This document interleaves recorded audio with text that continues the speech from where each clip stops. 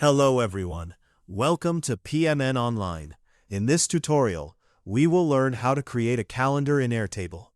If you've ever found yourself overwhelmed with tracking deadlines, projects, or events, then the power of building a calendar in Airtable might just be the solution you need. Whether you're a professional managing multiple projects or simply someone trying to keep personal events in check, creating a calendar in Airtable can streamline your scheduling and improve your productivity. To get started, the very first step is to log into your Airtable account. If you're using the app, go ahead and launch it. And if you haven't downloaded the app yet, don't worry.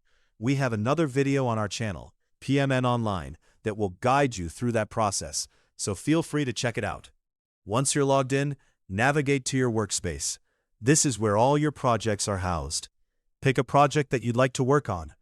After selecting your project, take a look at the left panel. You'll notice an option labeled Calendar.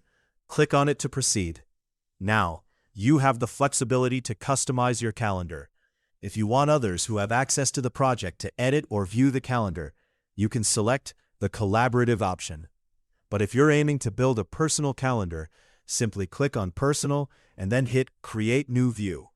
As you start setting up your calendar, you'll see that it defaults to using a date field, often labeled as Deadline.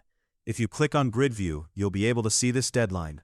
But what if your scheduling needs require more detail, such as a start date? No problem. You can easily add additional fields.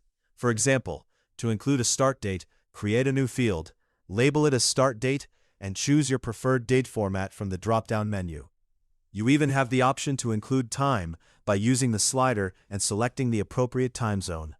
After setting up your fields, hit Create Field to finalize. Now, you'll see your new fields displayed. If you need to rename them or make adjustments, simply type in the new names.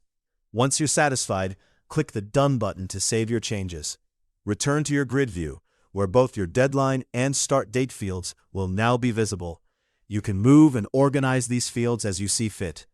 For example, let's say you're planning an event titled The Great Adventure.